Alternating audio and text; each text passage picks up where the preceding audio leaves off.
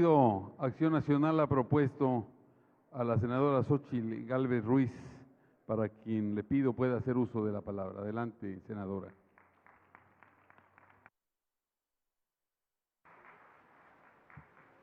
Muy buenas tardes. Agradezco la oportunidad para participar en estos diálogos por la reforma del Poder Judicial.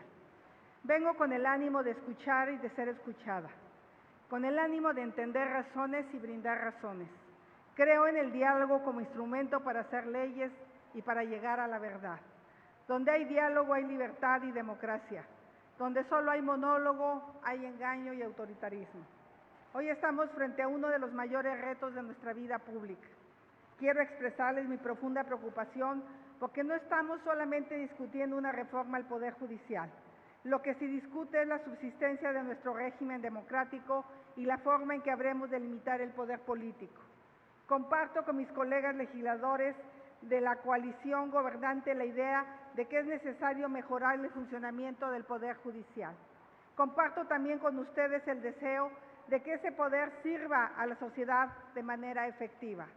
Lamentablemente, las reformas propuestas no van en esa ruta. Se trata de propuestas que modifican la esencia de nuestro diseño constitucional. Con ello, lo que está en riesgo son los diques que protegen los derechos de los ciudadanos ante el poder. En décadas pasadas hemos sido testigos de lo que sucede cuando el poder público se ejerce sin restricciones. Hemos sido testigos de cómo se puede coartar la libertad y los derechos de los opositores cuando no hay quien los proteja. Esto nos obligó a contener el poder, a ponerle límites claros, a establecer reglas sobre lo que no es tolerable ni admisible para una sociedad.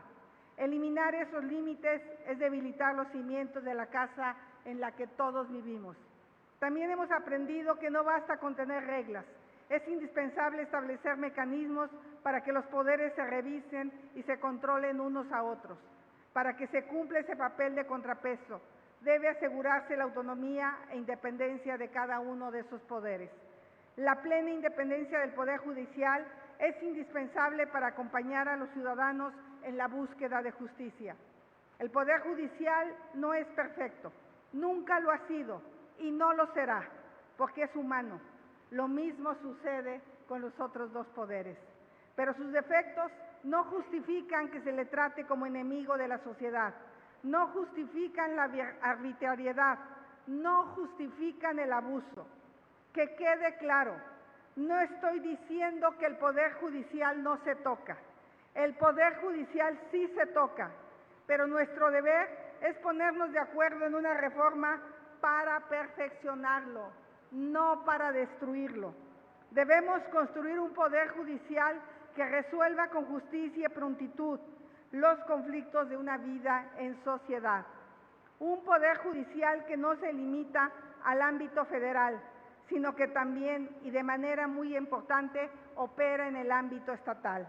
Mal haríamos en negar que muchos de los órganos locales de justicia requieren una reforma a fondo para lograr la transparencia y la independencia.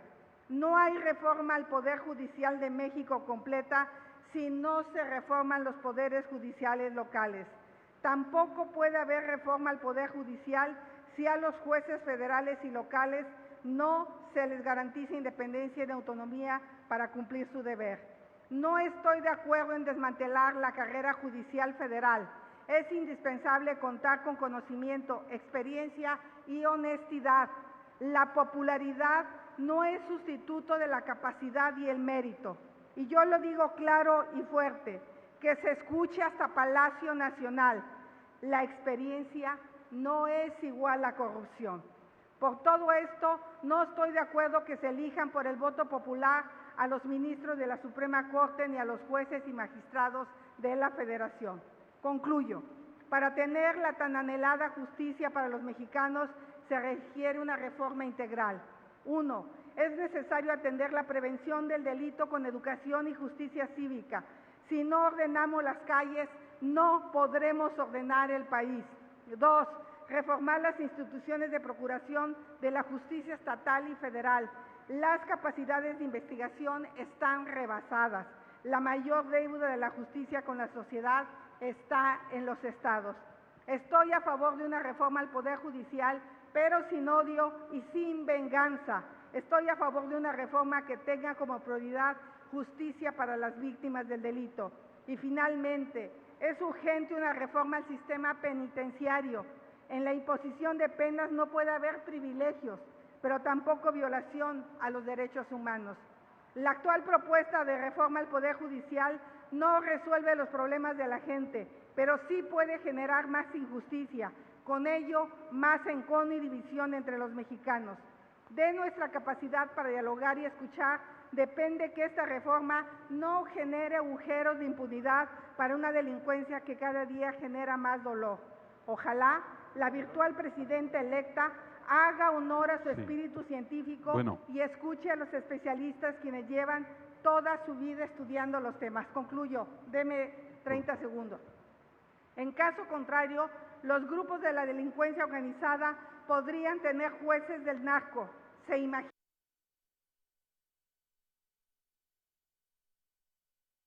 La reforma judicial no ponga en riesgo la certeza jurídica y no ahuyente inversiones y empleos.